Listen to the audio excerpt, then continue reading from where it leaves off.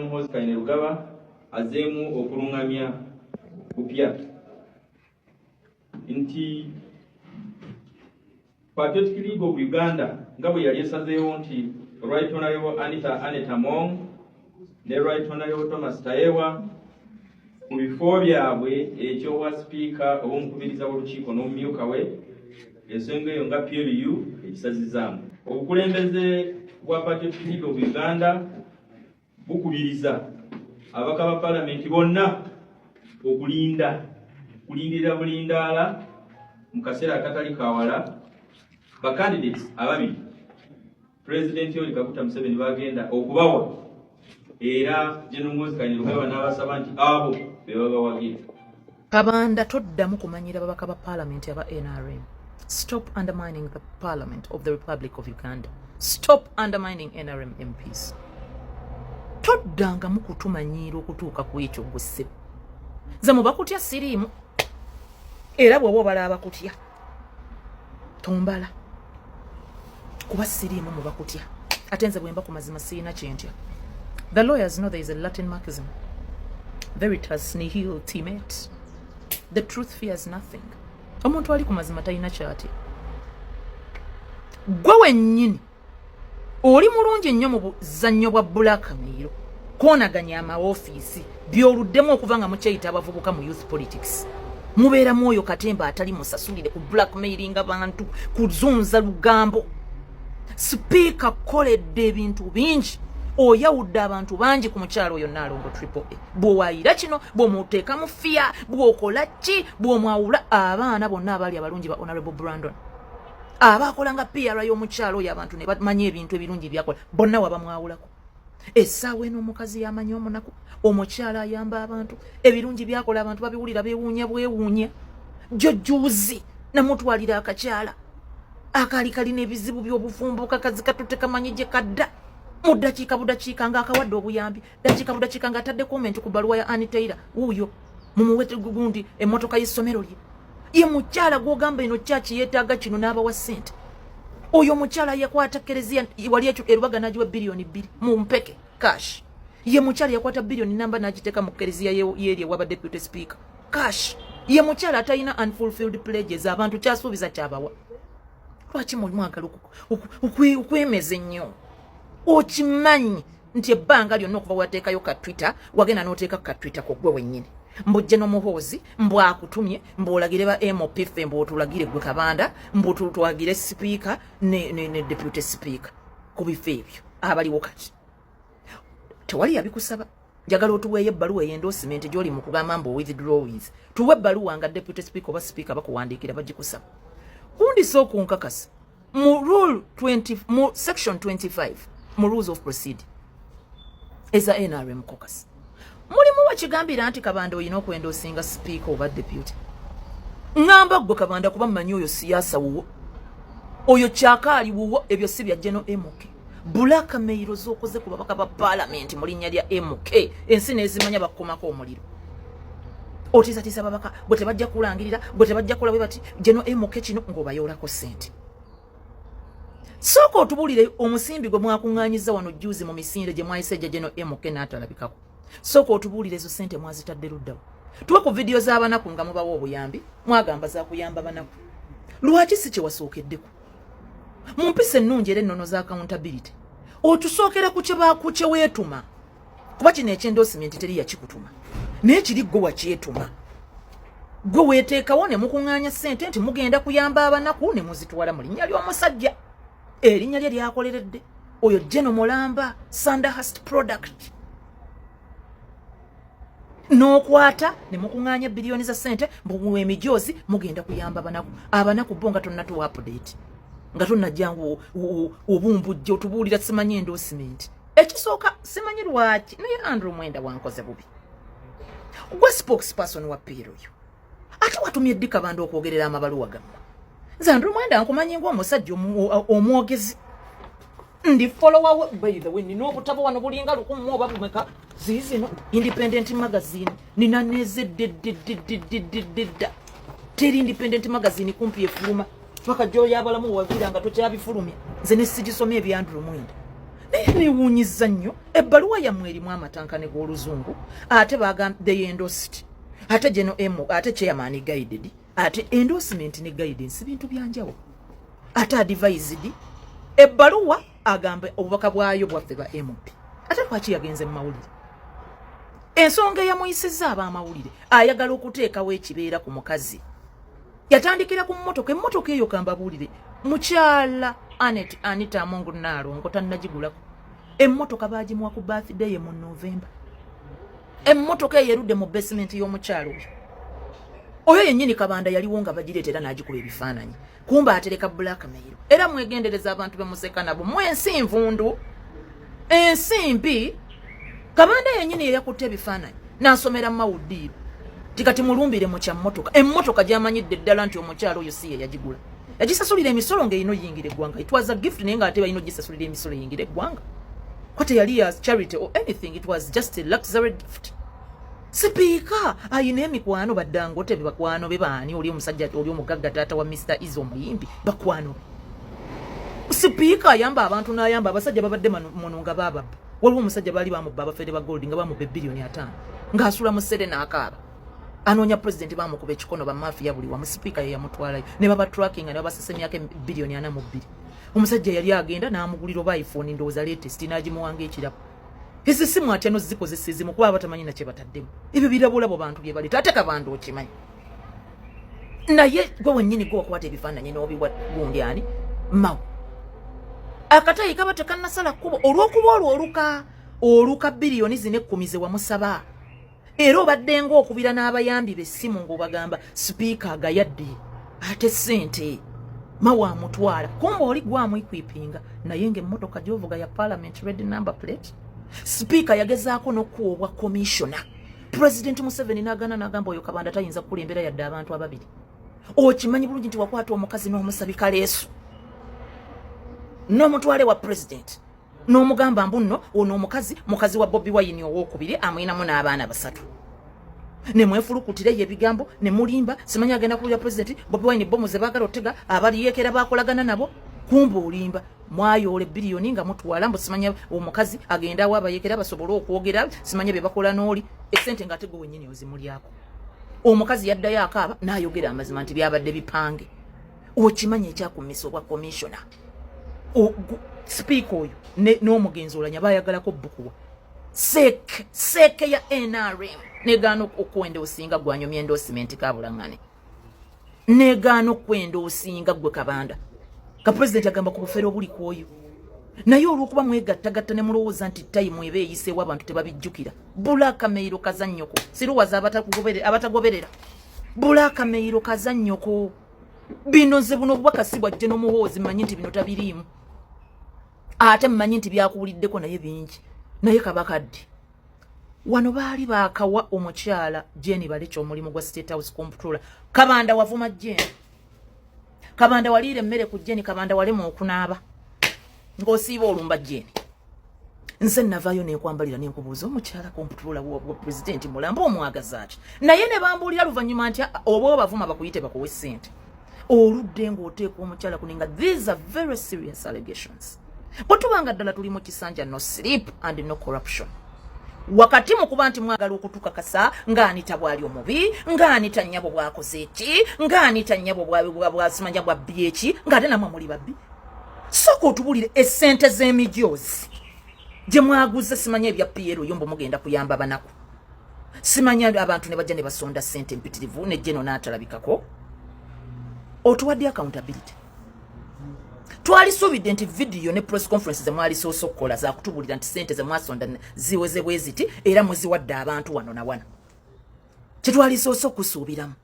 teri yakusaba endorsement lekera obwebadde ng'oyogera n'obwana obuto abaka ba parliament ekyo tetujja babuuli ekyo kyetubabuulira mwagala mufuule president Museveni mumwambaza eddiba lya dictator mwagala mukifuule nti ayina baatukako okuwagira ate nga mukimanyi nti rules of procedure bweziri basekendi banominating aba candidates ne baba secondinga recommendation ya Sekeweri they recommended nti tuwagire abo be ba candidate bafa NRM triple N type our candidates era kyenkola kye kituufu to defend our NRM candidates mwabawoza Honorable Namere ensonga lwaki awagira nnyo Right Honorable Speaker Anita Among kubanga Speaker Nalongo yali mu nsonga za Namere ez'obululu era simanyi emisango gye baloopya Namere mu kooti Speaker yagenda ogimuyamba ko bijaludda za mazima ge gampanguza akalulu ne bakabba era amazima ne gampanguza amakooti era n'ebyo nalwo byajizaaloopa bwabijjayo kuba nze ndi ku mazima era nja muwangula paka kuwulira bubi nze omuntu eyatuula mu nsonga zange gwe nakabira ennaku yange nga banzibya akalulu yali General Yoweri Kaguta Museveni, chairman wa NRM, founding chairman. Twesulamu julumme ne ttiimu yange 27 gwange nga naye bwe yatandika na 27 nange nalumba na 27 ne tumugamba tukoya abo opposition okubba obululu ng'ate bayambibwako ab'NRM. Yes, ne tumulaga obujulizi bonna n'akola okunoonyereza kwa nnaku 6 yaweereza independent teams nga tebeemanyi nange sibamanyi ne babeeramu mu Masaka teams nga 3 over 3 bonna ne bamuddiza answer yemwe era yakyeyogerera nti Namere akalulu yakawangula ate yakawangulira waggulu naye security yeekobaana ne ba political opportunists n'abo opposition. Luvannyuma nnyo oyo omukazi nga mututte mu State House oyo Nalubo n'atandika okuyogeza mbu ye wa NRM yali yeekwese mu Nuupu okuggyayo kaadi eyali bulidde president ebizibu nti bye bizibu ebiruma abantu kyekyo lwaki bali mu kibiina kya Nuupu yaddamu kumubuulira nga ye waali owe NRM yali yeekwese mu Nuupu. Simanya kukwata kaadi simanya yeewangula e Masaka volofoto wegwe yali annyonnyola president n'ategeera nti kituufu mwattu abo ab'NRM ndowooza oluusi be beekuliyettingirawo ne bi-opposition ebitaliiwo olw'ensonga zaabwe babba amataka ga gavumenti babba bingi obubbi bungi parish model babba inputs z'abantu balina kiriniki babba eddagala lya gavumenti ate byonna nze mbadde mbiyimiriramu okubirwanyisa kati mubuli ngeri baali baagala kunkubako kulaba nti siyingira parliament naye Mukama Katonda n'asaasira nga nsaasirira ku mazima era nentuuka wendi era nkyeyongerayo.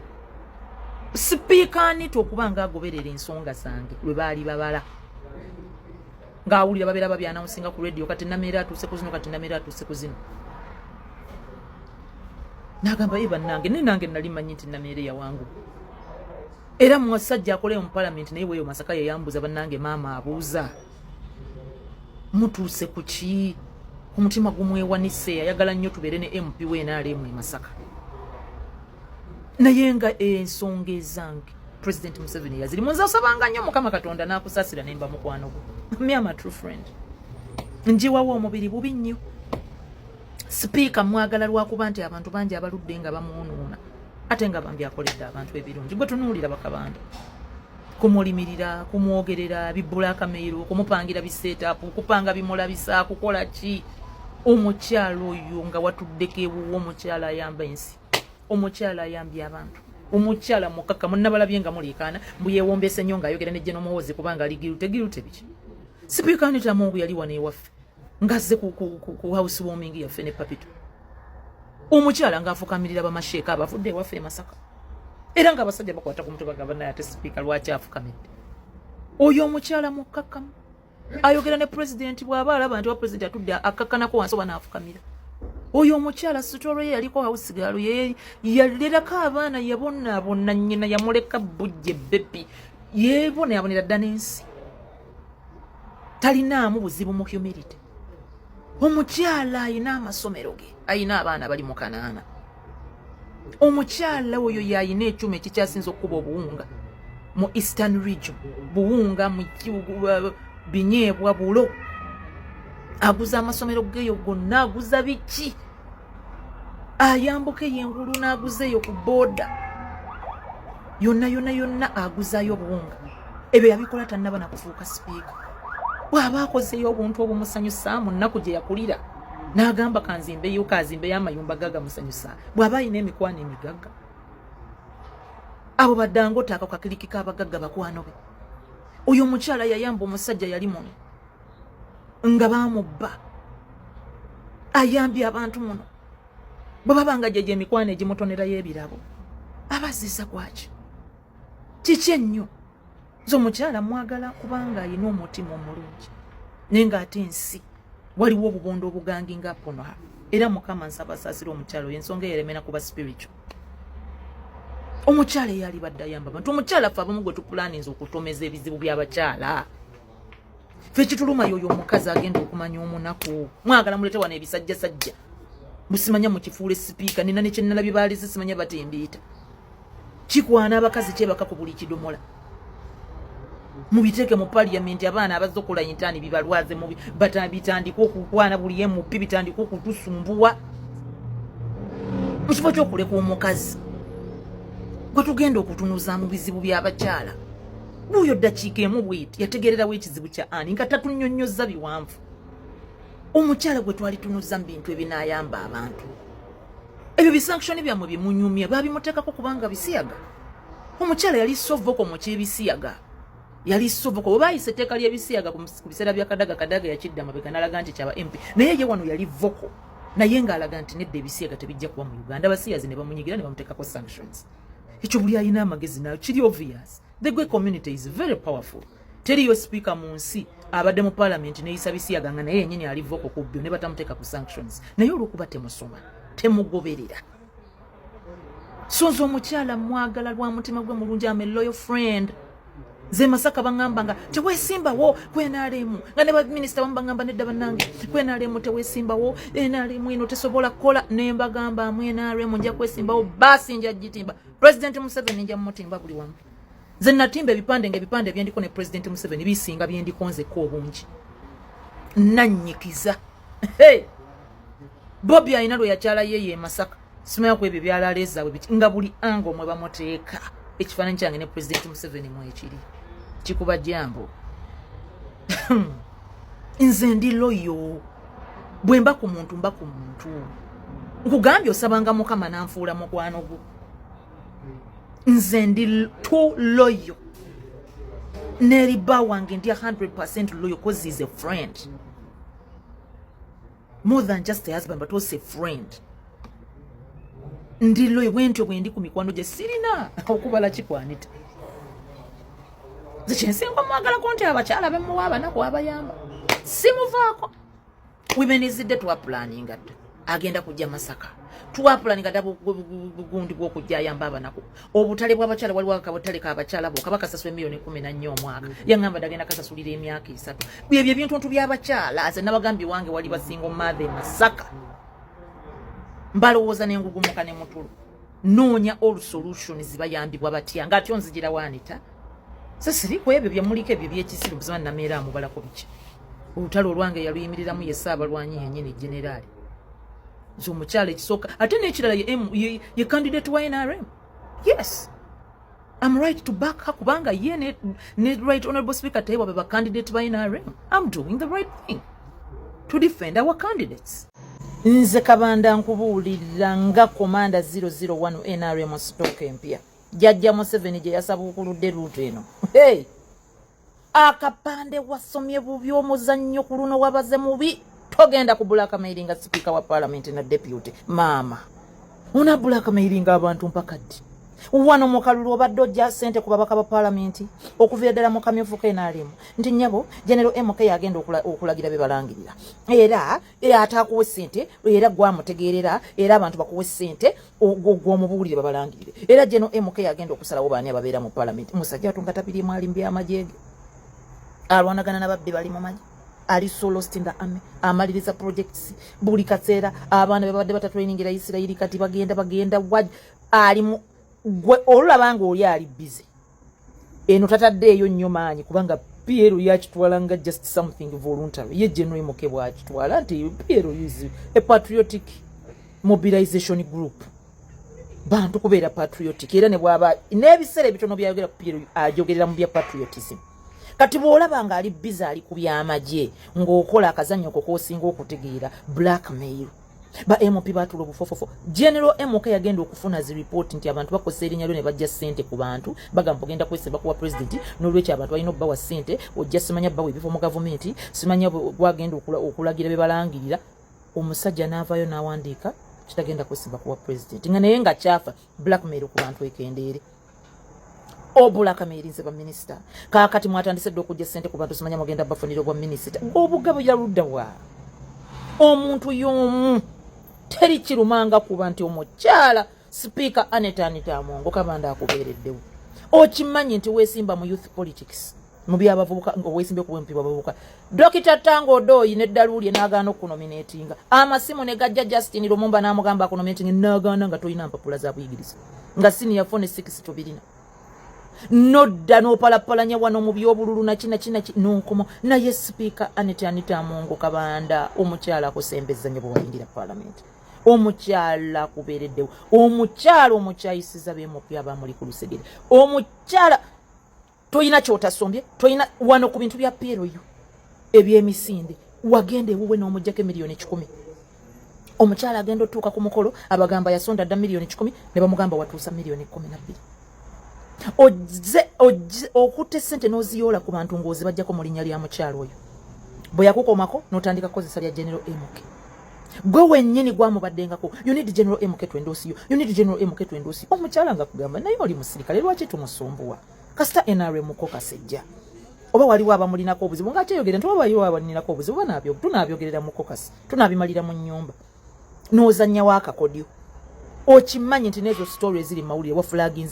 wasasulidde ensasulidde kyokka teri kirumanga kuba nti neeyo Rolls Royce gwe waliwo nga bagiwa omukyala n'ebifaananyi n'ogikuba naye ddala ne weefuulire omu naye mbabuulire